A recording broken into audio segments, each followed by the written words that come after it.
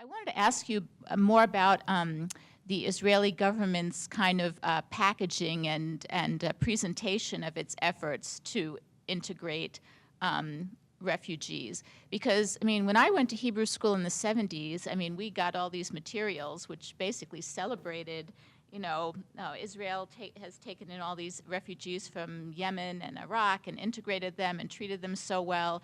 And I remember when I first went to Israel in the 80s and, you know, was on El Al flights, I mean, like the in-flight magazines that they had, like, you know, it was all about, you know, like they had these archival pictures of Yemeni Jews, like stepping off, you know, the early El Al flights and, you know, kissing the ground when they got there, and all these pictures of them happy and dancing. And so anyway, I'm just wondering if, like, do you know when this kind of effort on the part of the government to sort of promote this very happy image of integration started, and was it geared more to foreigners, or was it both to foreigners like Americans and to Israelis themselves? You know, because I mean, I got an extremely different picture. I mean, and we were given an extremely different picture than the one you're describing. So the efforts, I'll start with an anecdote. There's a story about a photographer that comes to a refugee camp like this, or transit camp next to Jerusalem, and he wants to take pictures. And there's a teenager girl who tells him, I don't want you to take my picture. You will take them, you will sell them to an American magazine, then you will get the money, and we will stay here and, you know, in these shacks. And to a certain extent, yes, the positive aspect of these waves of migration were highly emphasized. And the Yemenite community in particular was very interesting to the Israeli state because they were actually more orientalized. So you can talk about, you know, their exotic dances, and you can talk about their silversmith and their unique work, and actually, you know, the state was engaged in that. Yemenite dancing troops were sent abroad. Ruth Dayan, the wife of Moshe Dayan, a very important general, was engaged in all these projects that sold, you know, Yemenite silverware abroad. So that was marketed to collect money. That was very efficient, actually, in terms of taking care of these refugees. But some things were not told, like the demonstration, the racial tensions, and also, you know, the fact that an Anglo-Saxon family in Israel, and the state wanted to encourage their migration in the 1950s, got something like 200% more than a family from Middle Eastern background, because the state wanted to invest in them. They were perceived as important. And I think for American audiences, one of the sort of key scenes about the arrival of Middle Eastern Jews to Israel is actually in a very popular novel called Exodus. So at the end of Exodus, like after Ari ben Canaan and all these people fight the British and all the Jews come to Israel, there's a scene where Yemenite Jews come to Israel on an airplane. And there's an American Jewish pilot, and the Yemenites put fire on the plane, and all these people are like, no, no, stop the fire, it will, you know, destroy the plane. So this novel was very popular. This is sort of at the last pages. So it doesn't tell you that there were middle-class Jews in Alexandria and in I don't know, in Baghdad and in Aleppo and in cases. It's the Yemenites, and a very particular kind of Yemenites, not the ones who lived in Aden, but the ones who lived in villages. And that was the image that was projected, and a very kind of exoticized image. And each of these migration waves also had a very kind of you know, a very kind of catchy name. So they were not called migration waves, they were called operations. Operation Ezra and Nehemiah. That was sometimes called Operation Alibaba with respect to the Iraqi Jews. Magic carpet, things that sounded, you know, very sort of, oh, you know, magic carpets. No carpets, airplanes. But, you know, that was there too. I'll take two more questions. But I think I'll take them separately. I just want to say that this is a part of a huge project, and this is like a tiny, tiny, tiny bit, and it's obviously in 40 minutes and all that. So, yeah. There is a saying that context is everything in life. And at the beginning, indeed, though briefly, you spoke about the context, about 600,000 people absorbing nearly a double number of 1 million immigrants, a state which is immediately after a war in which those people lost about 1% of the people, zero economy. So against this context, I have two questions.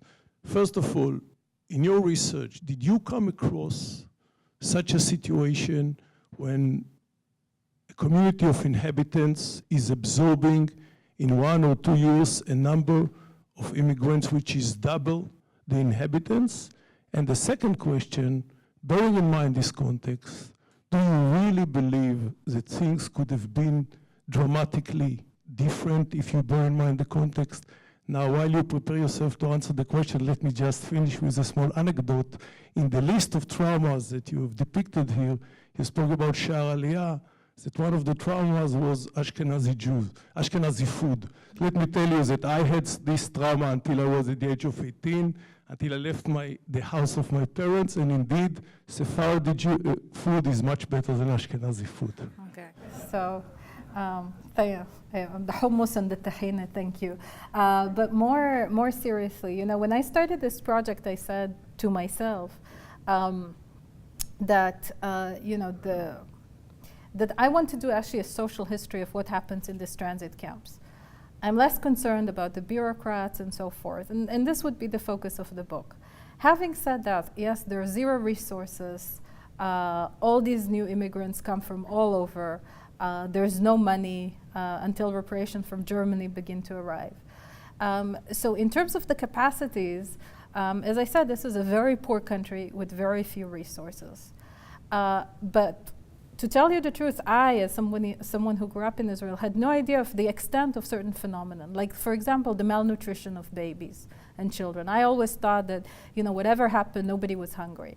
And the worst, I think, is not so much the allocation of this or the allocation of that. Although you see that they're saying, there's no money for housing. And then you see that certain people do get money to build houses. So there are different resources. But I think that the most severe problem is the problem of attitude. That the European, the Jews who came from Poland, from Russia, from Eastern and Central Europe, had no idea about these communities, about the differences between them, about their socioeconomic conditions, about how they live their lives. They didn't know that there were middle classes in Arab countries. And a lot of these responses are, racist, and there's no other way to describing it. Now, it's true that this population that lived in Israel in the early years of the state just came out of the war. Many people lost entire families in Europe during the late 30s and 40s. They were also traumatized by other traumas, very severe. And I'm not taking this lightly.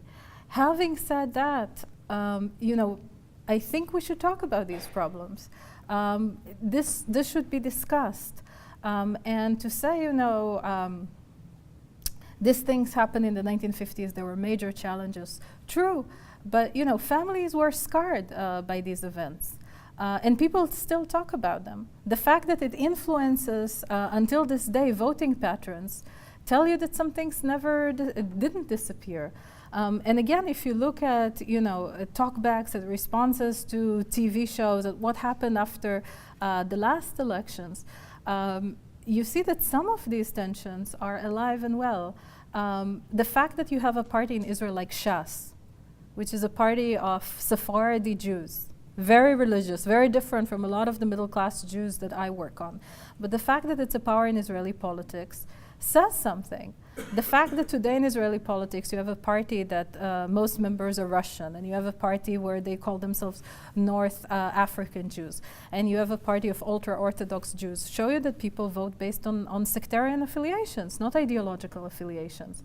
Now, in order to understand that, and in order to understand these dynamics, you have to understand what happened in the 1950s, and you can sort of cover it under the rug and say, yes, these were difficult years, and yay, we overcame this, and the chief of staff recently was from Iran, and this president was from Iran, and this and this and that, and now the new president is Jerusalemite Sephardi, and the chief of staff is Moroccan, but there are issues here.